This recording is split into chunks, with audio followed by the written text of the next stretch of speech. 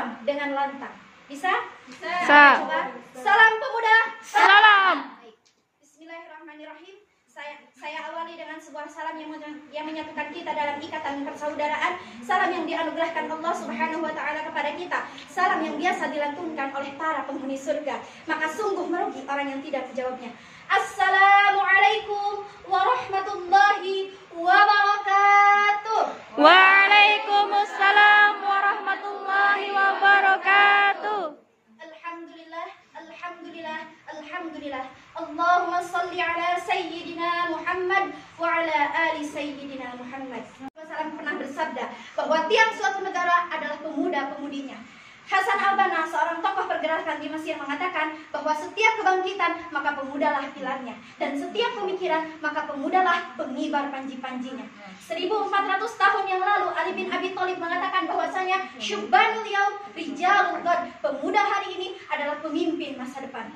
Tak lupa pula sang orator ulung dari prolog sampai epilog kemerdekaan, siapa lagi kalau bukan Bung Karno, mengatakan dalam pidatonya dengan lantang, beri aku 10 pemuda, maka akan kugoncangkan dunia. Dan beri aku 1000 orang tua, maka akan kucabut Semeru dari akarnya. Begitulah pemuda digambarkan. Pemuda mempunyai energi yang luar biasa dahsyatnya. Pemuda mempunyai power yang sangat besar, teman-teman sekalian. Maka kenapa pemuda diidentikan dengan perubahan? Atau orang-orang menyebutnya adalah agent of change. Apa artinya? Agen perubahan. Betulkah pemuda adalah agen perubahan? Betul. Ya, baik teman-teman sekalian. Bila diibaratkan, pemuda merupakan matahari di jam 12 siang, paling terik, paling terang, paling bersinar, dan paling membara. Itulah pemuda digambarkan, teman-teman. Mari kita buka lembaran sejarah di mana pemuda zaman dahulu mampu mengguncangkan dunia, mampu menorehkan tinta emas, mengharumkan nama Islam, dan mampu membawa Islam memenangkan peradaban. Inilah kisah heroik seorang pemuda berusia 21 tahun mampu menaklukkan Konstantinopel yang selama berabad-abad lamanya tidak bisa ditaklukkan oleh generasi-generasi sebelumnya. Teman-teman tahu Muhammad Al-Fatih? Tahu. Tahu kisahnya? Mau saya ceritakan? Mau. Baik teman-teman, supaya teman-teman mempunyai gambaran, inilah peta Konstantinopel. Konstantinopel merupakan kota yang memiliki pertahanan yang sangat kuat. Ia dikelilingi oleh 3 lautan, Laut Marmara, Selat Bosporus, dan Selat Tanduk Emas. Namun, ketika penaklukannya, ada salah satu jalur yang tidak bisa dilewati oleh pasukan Utsmani, yakni Selat Tanduk Emas. Kenapa tidak bisa dilewati? Karena di sekelilingnya pada pintu masuknya terdapat rantai raksasa segede King Kong kalau kata Ustaz Felicio. Rantai raksasa itu tidak bisa dihancurkan oleh benda jenis apapun. Dihancurkan pedangnya yang patah, meriam tidak bisa. Maka ketika itu para pasukan bertanya kepada Muhammad Al-Fatih, wahai Sultan, bagaimana kita bisa menaklukkan Selat Tanduk sedangkan pada pintu masuknya terdapat rantai raksasa yang belum bisa kita hancurkan? Maka apa yang dikatakan oleh Muhammad Al-Fatih? Ia mengatakan, kalau kita tidak bisa menghancurkan rantai itu, maka kita akan melewatinya. Apa yang dilakukan oleh Muhammad Al-Fatih, teman-teman sekalian? Dia membuat sebuah ide yang di luar nalar manusia. Dia memerintahkan pasukannya untuk mengangkat sebanyak 72 kapal dari Selat Bosporus menuju Selat Tanduk Emas melalui jalur darat, yaitu melewati Bukit Galata. Bukitnya bernama Galata, panjangnya 3 mil membentang, teman-teman sekalian. Bayangkan, 72 kapal ditarik oleh tenaga manusia, dibawa oleh tenaga manusia melalui sebuah bukit, yang mana bukit tersebut mempunyai panjang 3 mil, dan itu dilakukan hanya dalam 1 malam. Luar biasa. Ketika pagi harinya pasukan bertahan Konstantinopel kaget bukan kepalang ketika mendengar gema takbir berkumandang di Selat Tanduk Emas yang selama 11 abad tidak bisa ditembus oleh generasi-generasi sebelumnya. Bayangkan teman-teman, pasukan Utsmani yang membentang dari Laut Marmara menuju Selat Tanduk Emas sepanjang 4 km.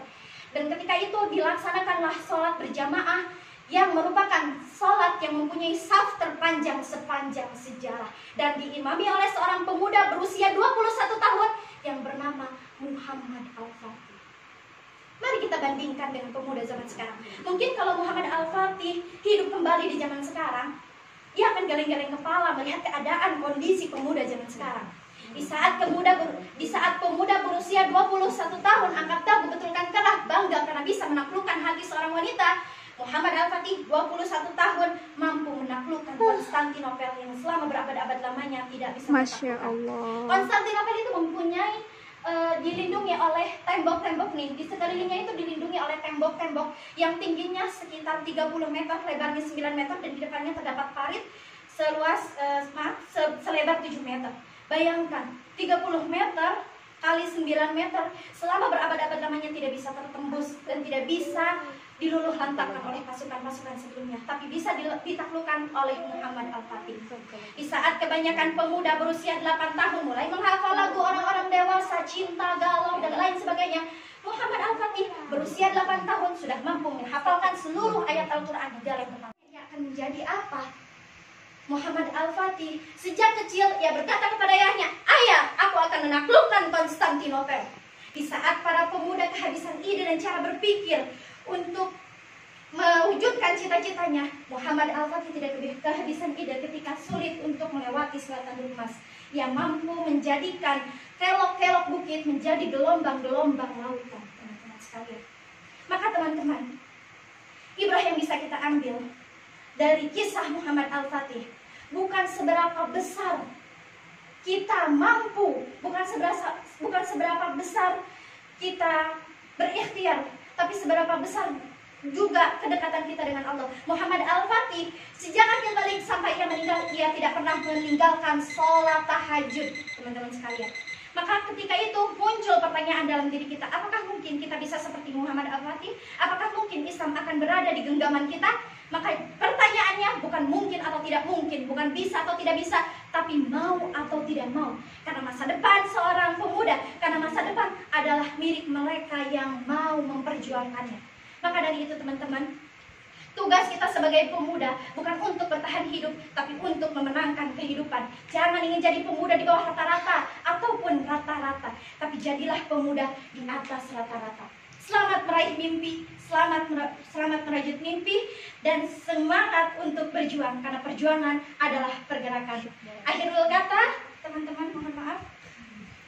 Marilah kita katakan kepada diri kita, I want to be the agent of change. Teman-teman bisa mengulangi itu?